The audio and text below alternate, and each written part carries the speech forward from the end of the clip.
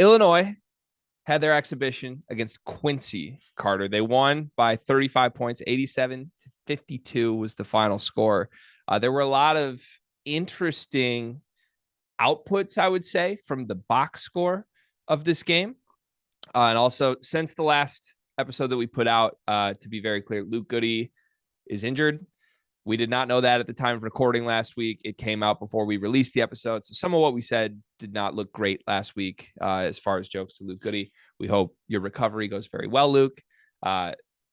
Illinois is so deep that sadly, I don't think he's going to be missed that much, even though he may have potentially started. He might be shooting wise. You want to talk about that? Well, one of the things that stood out to me, and just for reference, I watched like the condensed. Shout out to Matthew Loves B-Ball on YouTube, one of my favorite channels. Kind of gives like condensed full highlights just because I wasn't able to watch the full game, and then also watching the box score or analyzing the box score, it seemed that Illinois struggled from 3-point range, 6 for 34, and I mean a lot of guys were going 1 for 4, 1 for 6, 0 for 4, 1 for 6.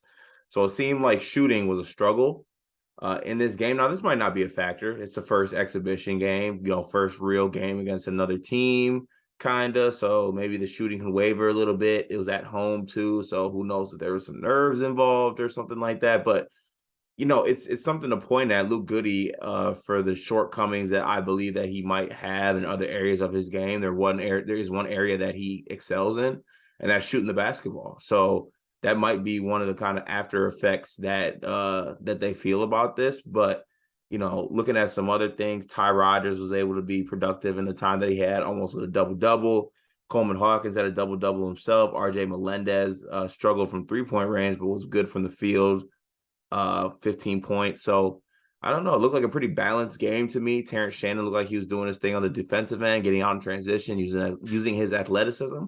So I think you saw some things from Illinois in a game against, the Quincy, whatever they are. I feel like they're the Wildcats without Googling it. I feel like they might be. Yeah. I watched a good amount of this game. I didn't watch all of it, but I rewatched most of the first half, a little bit of the second half.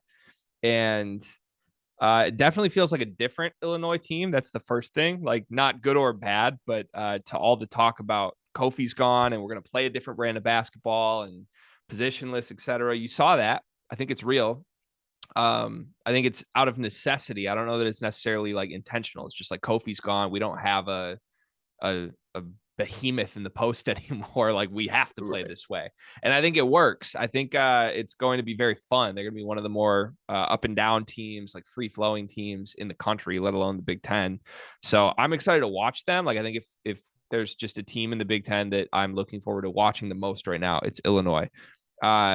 Positives for me, the number one positive is this team is so damn deep, which is why I made the Goodies not going to affect them much comment. Your point about shooting is real, but I think this team has like 12 dudes who would play in any rotation pretty much anywhere right now, including the freshmen on the bench. Like Ty Rodgers had a lot of fouls in this game, but he looks the part of like a top 6, 7 guy on this team. And on most teams, I think he'd be like a top 4, top 5 guy right away. Dane Danger didn't play a ton, but he passed the eye test to me. Like I think he's a really solid post threat right now.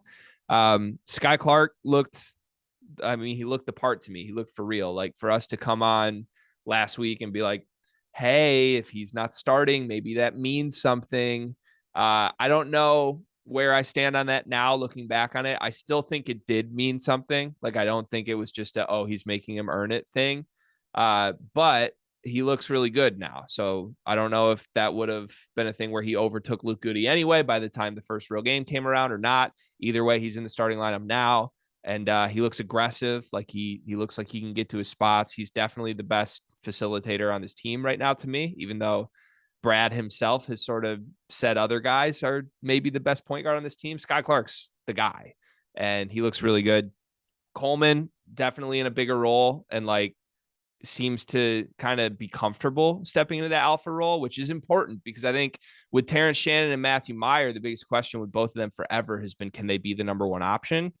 maybe they don't need to be the number one option. Maybe they can just keep being really good number 2 and number 3 options on this team, and Coleman can be number 1. So I'm in on Illinois. Like, I think from all the questions of like, can they do what they want to do? The answer seems yes through this exhibition. Now I have a lot of negatives. Can I jump some negatives at you? So hey, come on, swing it.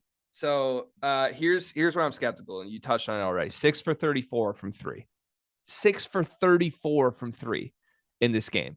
And it's not just like Luke Goody's gone now, so this is a problem, but like going up and down the roster right now, I don't know that you'd say any of these guys are going to be 40% shooters at all, or even close. There's no, I'm gonna let you cook. There's no Alfonso Plummer.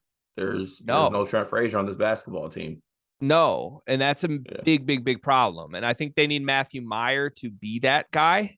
Otherwise, like if he can just get into a role where he's just sniping for them and shooting like 7-8 threes a game and making 40%, it helps them immensely.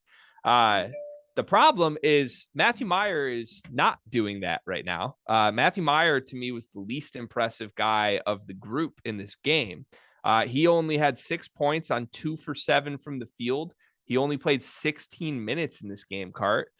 And like, I don't know. Meyer really was not what people expected at Baylor last year. And a lot of people were just like, oh, Baylor's guards were so good, it took away his opportunity. Like, maybe Matthew Meyer is not ever going to be a top 3 option on a team. Maybe he ends up being like a 4th, 5th, 6th guy on this Illinois team. But I think Illinois needs more out of him to reach the level they want to reach to. And then the last thing I would just say is Coleman, who, again, we love Coleman, fans of him here. He's come on the show. He's the most entertaining interview we've ever done. For all the good, like, I think he can be the alpha on this team. He had 4 turnovers in 23 minutes in this game. And I think the biggest negative question with Coleman Hawkins, looking at his career statistically, has been he turns the ball over all the time, like all the time. So if in real games he's going to play 30, 35 minutes, I mean, historically, we'd be expecting him to turn it over 6, 7, 8 times a game. And through an exhibition against Quincy, that carried itself as true. So I'm a little, I guess, just nervous. Like, I think Illinois is going to be fun. They're going to be very good. But I think there's still a lot of question marks that would prevent me from saying they're the favorite in the Big Ten compared to Indiana right now. Yeah, I think it's a situation with Coleman, too. That I think he tries to make the hard, like, kind of, I think he tries to make the hard pass way too much. He tries to make the one that looks a little better instead of singles and doubles, tries to do triples and home runs. Hate that I use that phrase, by the way. Coach May put that phrase in me. Shout out Albany in college, but I absolutely hate it. Well, I like it. I mean, that was a very podcastery phrase. I respect it. Yeah, I don't know. I've got my eye on Illinois. I want to keep watching them. I think they're going to be really good. I think they're a contender. I don't think they're the favorite right now. That's where I stand. Also, RJ Melendez looked really good. We didn't mention him, but I am still like, I'm buying him big time. I think he could be all Big Ten this year. Is there any chance that Melendez makes a bigger jump than Chris Murray this year? Yeah, definitely.